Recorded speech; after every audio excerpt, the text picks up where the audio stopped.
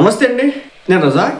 ఇండియాతో జరిగిన యుద్ధంలో అంటే ఆపరేషన్ సింధూర్లో మేము గెలిచేసాం, నరేంద్ర మోడీని పరిగెత్తించేసాం, ఓడించేసాం, భయపెట్టేశాం, మా దెబ్బకి వణికిపోయి ఆపేశారు యుద్ధం అని చెప్పేసి గప్పాలు కొట్టుకున్నారు కదా నిన్నటిదాకా. మరి సడన్గా ఏమైంది ఈ రోజు బయటకు వచ్చి ఇలా అవుతున్నారు? మీ సంగతి మాకు తెలుసు. మీరు పులితోలు కప్పుకున్నటువంటి నక్కలు, ఈ జాతంతా అదే, ఆ పాకిస్తాన్ జాతంతా అదే అని చెప్పేసి మరోసారి నిరూపించినారు. లిటరల్గా పోపిచ్చినారు, మా వాళ్ళు బొమ్మ చూపించినారు. 10 ఎయిర్ బేస్లు లేపు అవతలేసినారు. కుదిరితే సగం పాకిస్తాన్ కూడా లేపు అవతలేసేవాళ్ళు. కానీ ఒక్క బ్రహ్మోస్ న్యూక్లియర్ వెపన్ మీద పడింది చూడండి, న్యూక్లియర్ బేస్ మీద పడింది చూడండి, నూర్ఖాన్ బేస్ పడినప్పుడు మా దేశం వణికిపోయింది.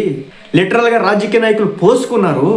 దేశంలో ఉన్నటువంటి హై లెవెల్ రాజకీయవేత్తలంతా కూడా వణికి చచ్చారు. గజ అని. ఈరోజు ఇదే పాకిస్తాన్కి సంబంధించినటువంటి ఒక అధ్యక్షుడట బెంబేలెత్తిపోయినా భారత దాడికి అని చెప్పేసి మాటలు బయటకు వచ్చినటువంటి పరిస్థితి. నిజం దాగి ఉంటుంది ఎప్పటికైనా. మరి ఆడేవాడు అఫ్రీది, షాహిద్ అఫ్రీది గెలిచేసినట్టు గుర్రం మీద దాని మీద వెళ్ళారు కదరా బాబు.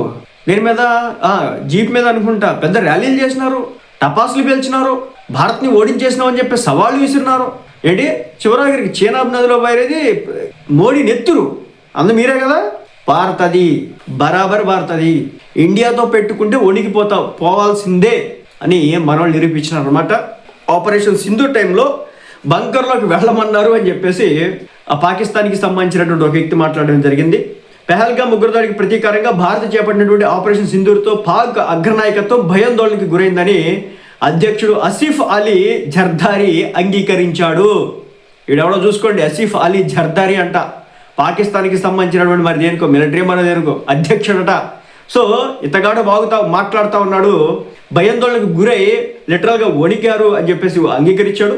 ఆ సమయంలో ప్రాణరక్షణ కోసం బంకర్లోకి వెళ్ళాలని సైనిక కార్యదర్శి తనకు సూచించారని చెప్పేసి చెప్పుకొచ్చాడు. మీ అందరికి తెలుసో లేదో, ఒకడున్నాడు అనమాట, ఫెయిల్డ్ మార్షల్ అని చెప్పేసి అంటూ ఉంటారు. వాడి పేరు వచ్చేసి అసీం మునీర్. అసలు మొన్న మన భారతదేశంలో పెహల్గామ్ అటాక్ జరగడానికి ప్రముఖ కారణం వాడు చేయడం కారణంగానే, వాడు ప్రోవోక్ చేయడం కారణంగానే, హిందువుల గురించి వాడు మాట్లాడడం కారణంగానే, ఉగ్రవాదులను రెచ్చగొట్టడం కారణంగానే మన దేశం మీద ఆ రోజున అటాక్ జరిగింది. దీనికి కర్త కర్మ క్రియ మొత్తం కూడా అసీం మునీర్. వీడు బంకర్లో దాక్కున్నాడు. ఎస్, మీరు విన్నది కరెక్ట్, బంకర్లో దాక్కున్నాడు.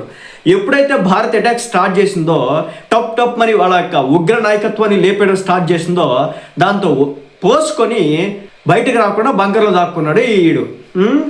ఆ సమయంలో ప్రాణరక్షణ కోసం బంకర్లోకి వెళ్ళాలని సైనిక కార్యదర్శి తనకు సూచించాడని చెప్పేసి చెప్పుకొచ్చాడు. అందుకు తాను నిరాకరించినాడు. ఈ పెద్ద పోటుగాడు మరి నిరాకరించాడండి పోటుగాడు. అందుకు తాను నిరాకరించినట్టు చెప్పుకొచ్చాడు. అయితే భారత క్షిపణులు ధాటికి పాకు బెంబేలెత్తిపోయిందని చెప్పేసి స్పష్టం చేసినాడు. అది సంగతి, ఇది గ్రౌండ్ రియాలిటీ. చెప్పినా కదా, మీరంతా కూడా పులి తోలు కప్పుకున్నటువంటి నక్కలు.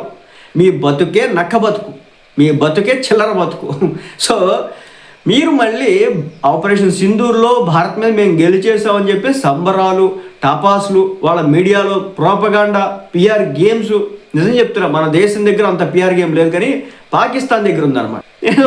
ఎందుకంటే అక్కడ మీడియాని కావచ్చు, అక్కడ జరుగుతున్నటువంటి వ్యవహారాలు కావచ్చు, అక్కడ ప్రజల్ని పూర్తి స్థాయిలో వాళ్ళ ఒక రకమైన బబుల్లో ఉంచుతున్నారు అనమాట. మనం ఇండియా మీద గెలిచేసినాం, మనం ఆఫ్ఘనిస్తాన్ మీద గెలిచేసినాం, మనం ఇజ్రాయెల్ మీద గెలిచేసినాం, మనం అమెరికాని వణికిచ్చినాం, మనం చైనాని కూడా భయపెట్టినాం, మన దగ్గర ఏకంగా చైనాని భయపెట్టేటువంటి వెపన్సే ఉన్నాయి అనే రకంగా వాళ్ళ ప్రజలను వాళ్ళు అక్కడ చేస్తారనమాట.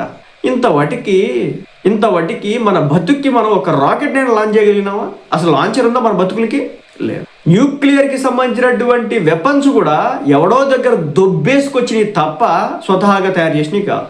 అలాగే డబ్బు కోసం సొంత దేశానికి సంబంధించినటువంటి సోల్జర్స్ని ఇతర దేశాలకు అమ్ముకుంటున్నటువంటి దేశం ఏదైనా ఉందంటే ఆ దిక్కుమాలిన దేశం. ఇంతకంటే ఏం కావాలి చెప్పండి? ఆ దిక్కుమాలిన దేశం గురించి మాట్లాడడానికి వీళ్ళు చెప్తారు, పాకిస్తాన్కి ఇండియాకి యుద్ధం జరుగుతూ ఉంటే ఇండియా వణిగిపోయి దడ్దళ్ళాడిపోయి భయపడిపోయి ఆపరేషన్ సింధూర్ ఆపేసిందని చెప్పారు. మీరు ఇలాగే చెప్పినారు కదా, వాటర్ బాంబులు అన్నీ వేసినారు కదా, మీ చుట్టాలు ఉన్నారు, అతి త్వరలో వస్తారన్నమాట. మీ చుట్టాలకు కూడా మీకు పట్టినటువంటి గతే త్వరలో పట్టబోతుంది. చుట్టాలు ఎవరంటారా? బంగ్లాదేశ్. అతి త్వరలో వీళ్ళకి పట్టినటువంటి గతే పట్టబోతా.